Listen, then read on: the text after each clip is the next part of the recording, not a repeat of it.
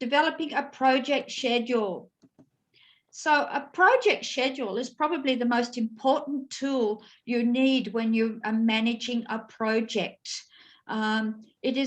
It's really critical, and it's critical for the success of your project, because if you don't know where you're up to, you're going to be in a lot of trouble with your project. So it's important to develop a very realistic schedule right at the beginning of your project. And that's not it's a very big job to do the first time. If you're doing like projects, you can often build off schedules that you've done in the past. But if you're doing something different, you need to build your schedule from scratch. But a good schedule will enable you to plan the project activities so that you can minimize delay.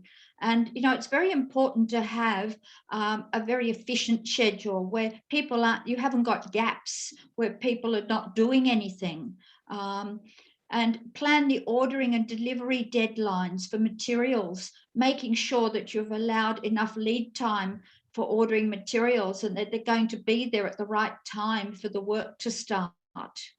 It also enables you to plan your project staffing, that is, how many people you need on your project and when they will be required.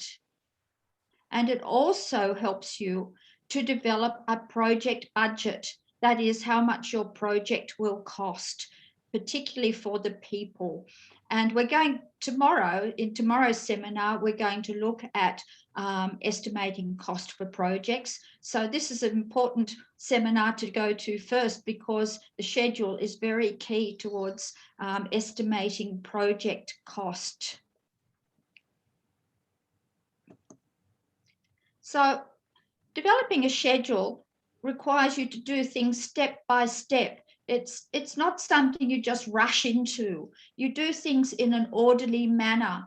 Otherwise, you can get bogged down with the detail. So it's important to start very slowly and go step by step to develop a schedule.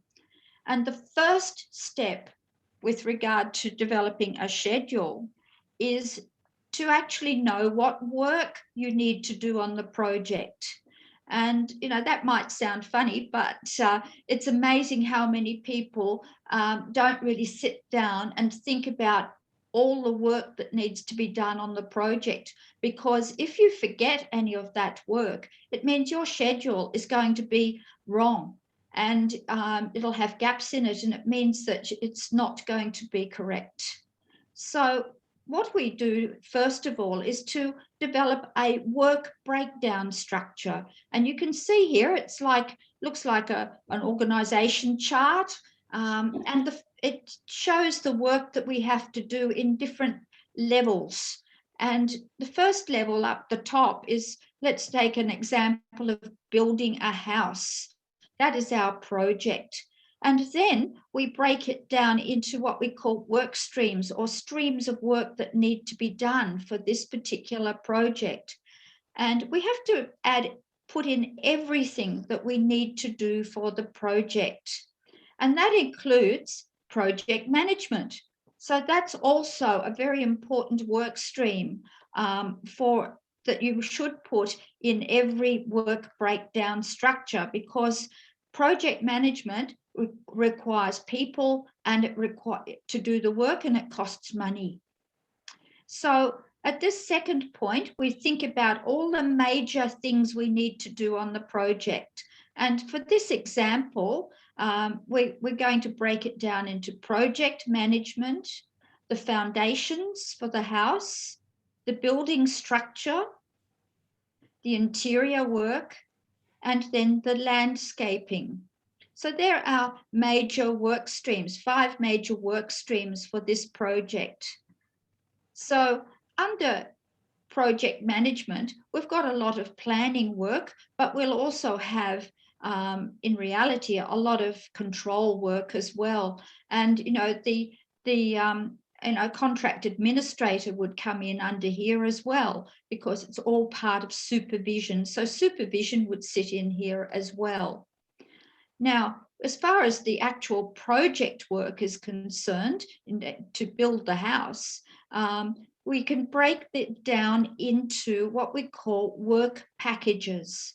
Now, a work package is a chunk of work that needs to be done to contribute to the project. And a work package is a chunk of work that could be, it can be managed, it can be scheduled by itself, have detailed schedules, it has a cost associated with it, and it contributes to that particular work stream. Now, a work package is often out in the building industry, is often outsourced to a subcontractor. And you can have different subcontractors doing work within a work stream, or you might have one subcontractor doing all the work in a work stream. That's all right. And so you can see here that for the foundations, the work packages here draw the blueprint or plans, dig the earth, get material and labor, and lay the foundation. So you can call these work packages anything you like, and you can have as many work packages as you like within any work stream. So the building structure, we've got getting the materials, constructing the pillars and beams, constructing the walls, finishing the plumbing work, and finishing the electrical cable work. And then moving over to interiors, designing the interiors, deciding on the furniture, the light fixtures, procuring the furniture and light fixtures, and fixing the lights, air conditioning, and fans. And finally, landscaping. We're designing the private and public areas, laying the walkways, setting up the lawns, and planting the saplings. You can see that by developing a work breakdown structure, you are developing a very clear picture of what the project is all about. If you look at it at the work stream level, you only have a high level picture of what the work project is all about. But once you add in the work packages, you now have a much more detailed picture of the work. Now, each work package in itself can be broken down even more into activities. And normally in the building industry, the subcontractor is the one who will break that down into activities, because if you are, as a builder, are subcontracting out a work package, you're expecting the subcontractor to do the detailed scheduling for that piece of work. You'll provide them with the requirements for the deadlines, but they will need to determine what the detailed activities and have a little detailed schedule themselves for their own work packages. Right, so now we've got, we've actually documented what the work needs to be done on the project. That's the crucial starting point of building a schedule, because now we've got everything there. We know what we have to do. Now, the next thing we need to do is put it all in order, and we call that sequencing. And that we have to put it into a logical sequence. Now, we take what's in the work breakdown structure and start deciding when we need to, the sequence in which we need to do things. Now, obviously, it's a good idea in a project to do as much in parallel or concurrently as you can, because your project's going to be shorter. Of course, you've got to be very careful when you do work in parallel that it's appropriate and people aren't falling all over each other. It's, as you probably all know, bringing all the tradespeople in at the same time is a disaster, because they can't all work together, particularly if they're all working in the same space. So it's important to understand what the sequences should be, but it's always think about doing as much in parallel as you can on a project, because you are going to finish it earlier. So here you have a little tool where we call it a network diagram. So now we're starting to put things in sequence. We've got the start and we now have some arrows. So we now have the situation where we can say, okay, I've got a slightly different example here, but it's all for building as well. Getting the bricks delivered, prepare the bricks, prepare the cement and lay the bricks. And we've decided that at the same time, we should be able to clear the site, dig the trenches and lay the foundations. But of course, we can't lay the bricks until the foundations have been laid.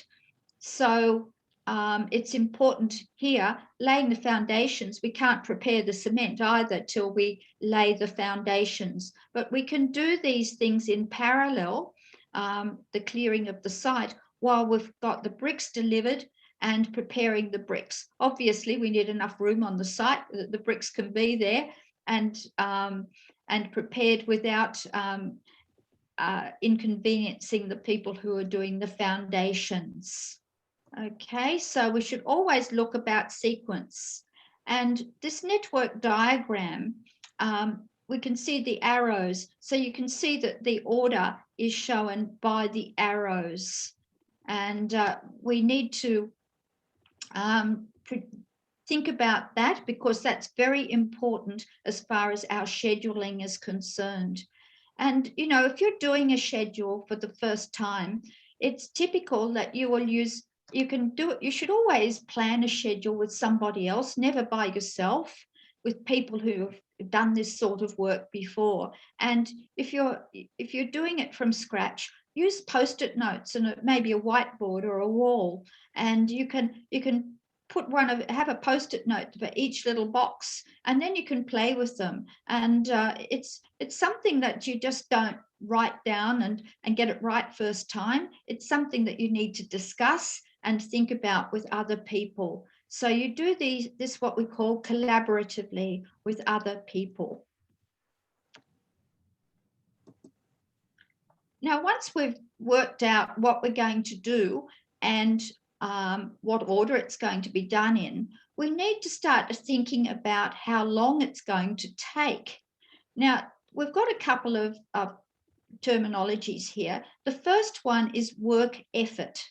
Now, work effort is the time required for one person to complete an activity or piece of work.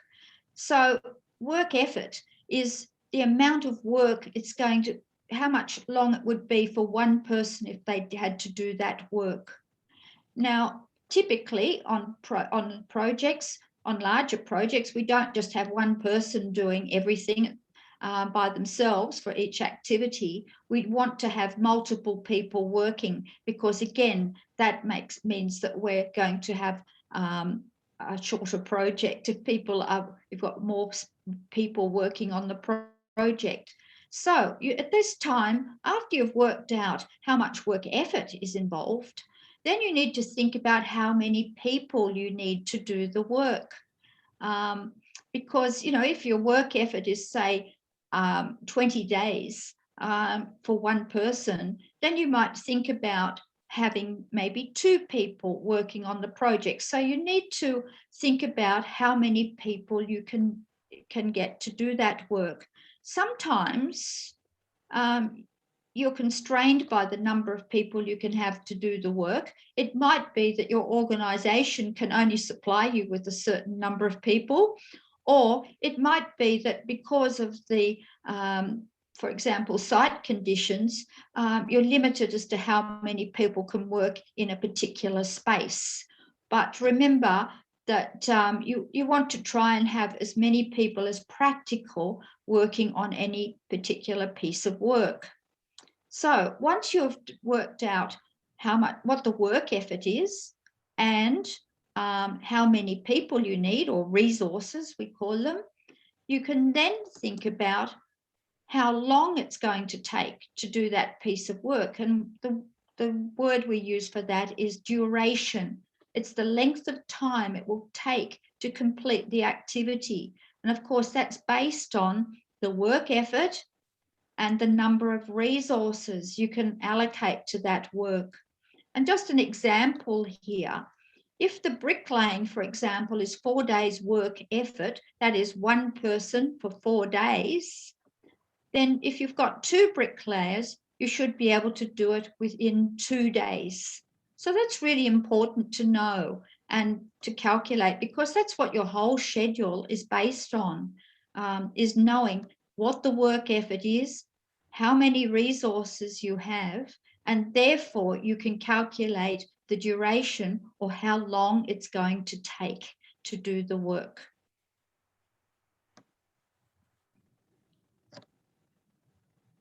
Okay.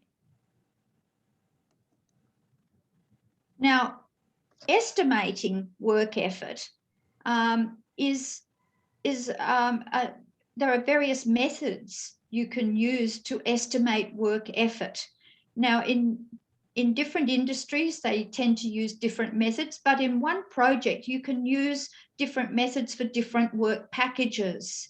So I'm just going to go through some common techniques which are used to estimate work effort and, of course, eventually duration. So the first technique is using timings from similar past projects. Now, if you're building a house, and your next project, you're building a very similar house that's got a lot in common, you might say, well, I'll use the timings from that last project. Of course, that's going to save you a lot of time, but you need to remember that you need to adjust those estimates for any differences related to the current project. So, you know, if the house last time was smaller than you're building this time, you need to adjust all your estimates for the fact that the house you're building is a bit larger. So it's a bit risky to do this, but it's good. It's often used, this technique is often good for double checking estimates that are developed, you know, for estimates developed using other techniques. So it's a quick way of doing things. And, you know, if you're building something that's pretty much the same and really doesn't have much difference, you might even be using the same plans, then it would be a perfectly reliable way to do your estimates. And you might need to adjust for different land conditions, etc. But always think about what is different about this project. Now, the second estimating technique is using industry recognized estimates. We call this parametric estimating, and it's based on the work to be done, and we use published figures. Now, I'm sure a lot of you are already doing that in your work. An example here is the number of bricks which could be laid in one day. So we use those industry estimates, and we still need some adjustments for maybe complexity, etc. But this is a very reliable way of estimating work, particularly in the engineering and construction industries, because there are lots of published tables where these sorts of estimates are well published. They've been developed over many years, so they're very reliable. And of course, quantity surveyors always use this type of estimating to estimate the cost of any building project, using that so that they produce what's called an office estimate, which is then used to compare the estimates that are put in by anyone who's quoting for the work. Now, this, as I said, this is a very accurate way of estimating, and again, it saves time. So the bottom-up estimating is the third type of estimating technique, and this means you start at the very lowest level that you feel comfortable with and produce and develop detailed estimates for each activity. And then you add up all those estimates and develop an overall estimate for each work package. Now, this takes quite a lot of time, but it's very, very accurate way of doing things.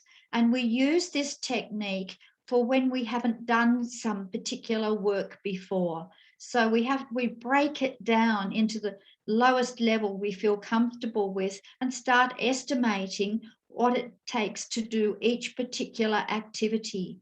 Now, you'll find that typically when we look at things from a high level, we are over optimistic. We're all optimistic with scheduling. And when we look at things at the helicopter view, we tend to underestimate the time. So if we break it down into detailed activities and estimate each one of those, you can be sure that you're going to end up finding that you naturally require more time than you initially thought you would. So it's a very accurate way of estimating time. And it's definitely the best method if you're doing something for the first time and are not really too sure. And again, this should be done in conjunction with other people, particularly people who've got some expertise in the type of work you're doing estimating for. So you can use any one of those three techniques for different work packages. So, whether you're a subcontractor or a builder, you can use any of those techniques when you're doing your estimating. But always remember, ask yourself which one is going to be the most reliable. Because remember that, when you, as we will talk about tomorrow, building most building contracts are not normally fixed price. So you need to be very accurate with your estimating. And so it's worth really sitting down and spending the time on working out how long it's going to take to do things, because you're going to have people working during that time, and people cost money. So, always think time is money. So it's always important to use accurate estimating methods. So once we've worked out our durations for all the things that need to be done on our project, we can then create the actual schedule. Now, a schedule is where we actually put timings around everything. So you can see on the bottom here, we have the dates. We've got weeks here along the bottom. So that's our timeline. And this is called a Gantt chart or bar chart. And we have a bar for each one of the work packages here. So you can see here that we've got planning at the top, which goes from the 1st of January to the 15th of January. And next we've got demolition. Now you can see here that we're doing the demolition in parallel with the end of the planning process. And that may be all right in this particular project.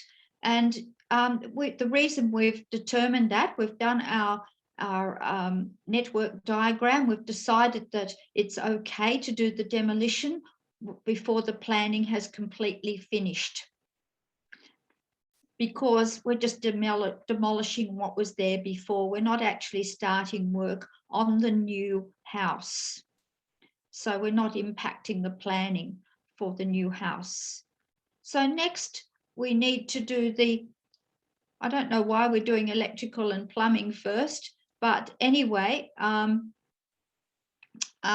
maybe this is actually it's remodeling, it's a renovation. So we're not actually building the whole house in this particular diagram. So we're going to do the electrical and plumbing first, because in the demolition, we would have probably taken down all the gyprock, etc.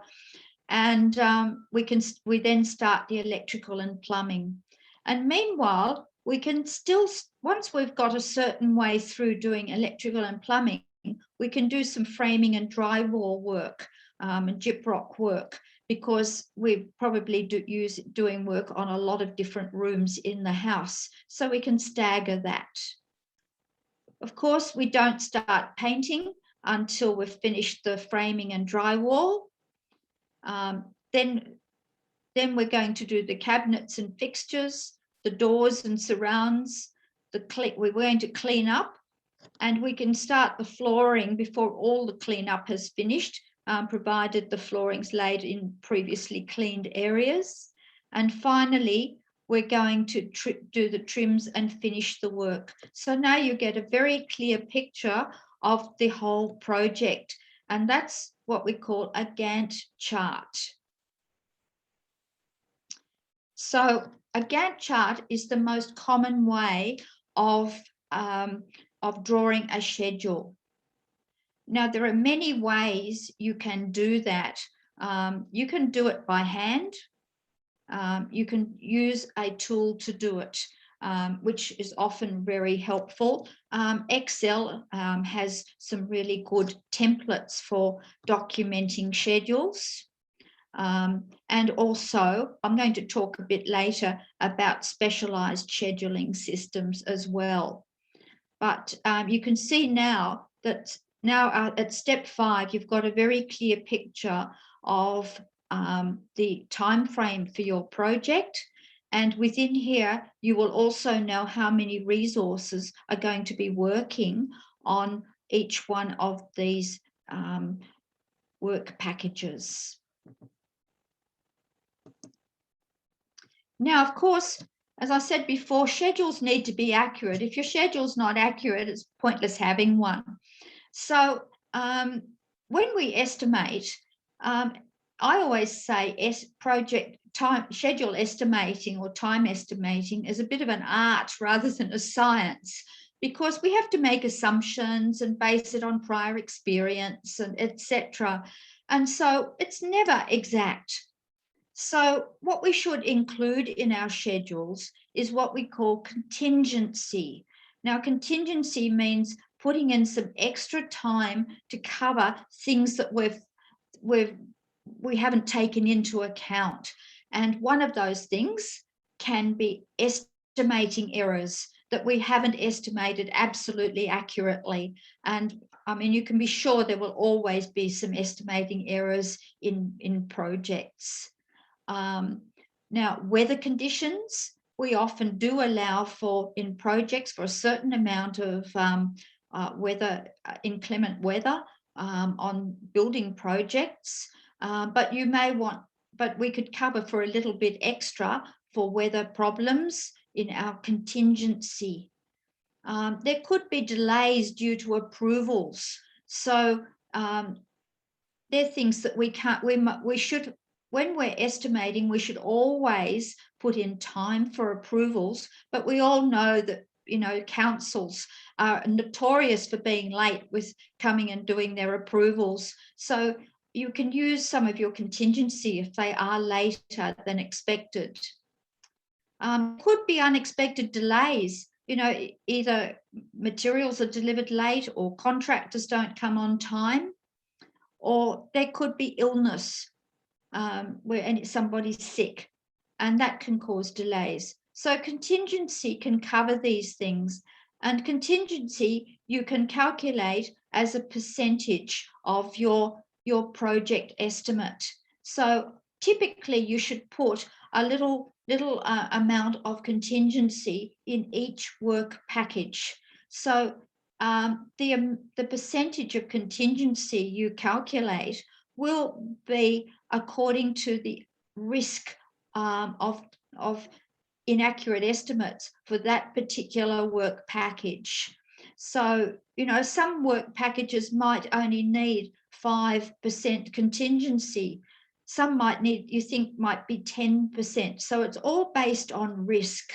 You know, where you're working indoors all the time, if there's a trade that is going to work indoors, then weather conditions aren't going to be a problem. And if it's work that you're very confident about doing, such as maybe painting, etc., you need very little extra contingency for that.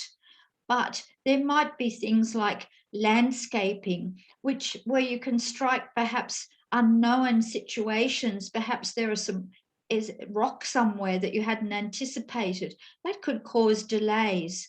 So for the landscaping, you might say, well, I'm going to put in 15 or 20% contingency, depending on the size of the landscaping and the actual terrain. So your contingency will be dependent on how confident you are in your estimate. But always remember to at least put in 5%.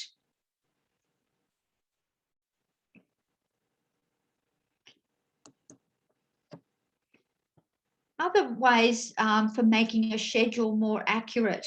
Now, when you're developing your schedule, always remember that you need to take account of non-working days. So when you draw your schedule, you might say we're not working weekends, that's fine. But remember, there are other non-working days that you have to think about, and they could be public holidays, for example. And remember, around Christmas, the whole building industry often closes down for a couple of weeks over Christmas. There could be other days you can't work for some reason. So if you know those ahead of time, put those into your schedule. Annual leave. I mean, everybody has to take annual leave. So if any of the people working on your project are going to take some annual leave, you need to factor that in as well. So make sure you know that, and you can factor that into your schedule. Remember that you need to put in realistic time estimates for approvals, inspections, and permits. We would all like things to happen within 1 or 2 days, but we know, especially with approvals, and it doesn't matter what industry you work in, approvals take forever, and they always take longer than you expect. So always think about the realistic time frames for approvals, and you need to include those in your schedule. So don't just assume that you just keep on work. You might be able to do other work while you're waiting for an approval, but if continuing the work you're doing can only be done once you've got approval for what you've done to date, always make sure you put allowance for that approval to be finished before you start the next job. Remember also that you need to have a realistic number of working hours in the day. Don't schedule people for the whole day, 8 hours, unless they're going to work 8 hours. Remember that people often need time for other things. There might be meetings, for example, and they're not productive work. So you need to make sure that, what you've calculated as work effort is all productive work. And it may be that on building sites, you've got meetings in the mornings. You might have other things that, maybe the builders have to do, the tradespeople have to do something else. So it means that you need to have a realistic number of working days. So you might, if it's an 8-hour day and people aren't going to work 8 hours, then put in a realistic number of hours that they will be doing that productive work, and calculate your durations accordingly. And other reasons, ways to make a schedule more accurate are making allowance for statutory requirements, and that can be things like time restrictions regarding noise. So, if you're only allowed to make noise for certain hours in the day, make sure that your schedule doesn't assume that you're working and making noise outside those hours. So there's always other things. Make sure that you think about all the different things that could cause delays in your project to make your schedule as realistic as possible. Otherwise, if it's not, you're going to end up either spending money bringing in more resources, or you're going to have to work overtime. And of course, that will cost more money as well. So if you're going to keep on schedule, otherwise you'll have a schedule delay. And that can cause all sorts of issues, because once one piece of work on a schedule is delayed, it has an ongoing impact to everything else. So everything gets delayed, and that causes huge problems with reorganizing things, and that it can end up to even more delays. So keeping projects on schedule is really important, to make sure that you don't even create worse situations.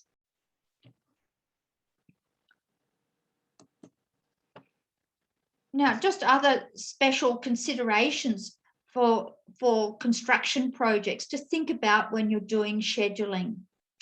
One is the environmental site conditions and regulations. So, these are things that you will need to include in your schedule. It could be waste handling, for example. So there could be things that you need to include that maybe aren't part of the actual building part of the project, or could cause delays.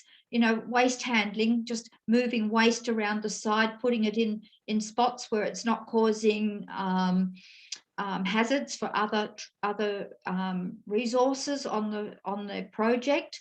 That can take time, so you need to, and it takes resources as well, so you need to include that in. An allowance for owner-occupied facilities during construction. If you're working on a site doing renovations or building a swimming pool or garage or something, you need to allow for the fact that the owner's still living there, and that could cause you delays. The owner might actually want you to stop work for a little while he's doing something. And you have to work around these people, so it can mean that you're working a little bit slower. So keep that in mind when you're doing scheduling. Third-party restrictions, such as right-of-way access hours. So if it's a busy road, you sometimes, when you're getting equipment delivered or materials delivered, you might even have to close off the street and get council permission for that in order to bring the materials onto site. Now that can really impact your schedule. And of course, if you miss your deadlines, you've got to reapply for that permission again. So that can cause huge delays to your project. So all of these things need to be taken into account. And of course, always think about the availability and lead times for procurement of contractors, equipment, and materials.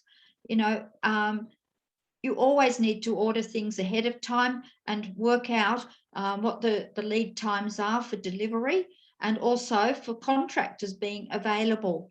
So that's a really important part of your planning. So that needs to be planned in. So putting in your orders at the right time so that the equipment or materials will be there at the right day. So quite a lot to think about with regard to developing an accurate schedule for particularly or for any project. But I've just concentrated more on building projects today. So a lot of things to think about when you're developing a schedule. Now, the next thing is, when you are developing a schedule, you have to document it.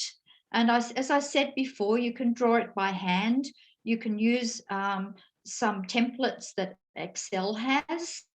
But a good scheduling tool that is specific for scheduling is a really good idea if you are doing larger projects. Now, if you are a tradesman and renovating a bathroom, for example, it's probably a smaller project, and you can get away with using manual scheduling tools and drawing it by hand. But if you are a fully fledged builder and managing the whole building cycle, then that's a large project, and it pays to have a good scheduling tool. Now, if you are working for a large organization, they often have licenses for the more sophisticated scheduling tools, such as called Microsoft Project or Primavera or P6, but they're very expensive. So if you're lucky enough to be working for a large organization, then you might be using those. But if you're a smaller organization or have your own business, there are other scheduling tools around, scheduling systems that you can take advantage of. And one that's being used a lot these days is called Smartsheet. Now, Smartsheet is quite user-friendly. It pays to understand the concepts of scheduling, which I have covered today, but also perhaps delve into it a little bit deeper. But Smartsheet, you can actually download for a month's trial, and it's not very expensive if you decide to purchase it. On my diploma course, a couple of the builders who are working on my diploma course, who are doing the diploma at the moment, have told me that they are using Smartsheet and are finding it really good to use. And it's great for other industries as well. Now, the benefits of using an automated scheduling tool is that you key all those details that we talked about earlier today. You key all those in. You key in your resources, each activity that needs to be done, who's doing it, how long it's going to take. And you build up your initial schedule, and we call that a baseline schedule. That means it's the schedule you're going to work towards. But it's very important as you go through the project, you're able to track against that schedule. And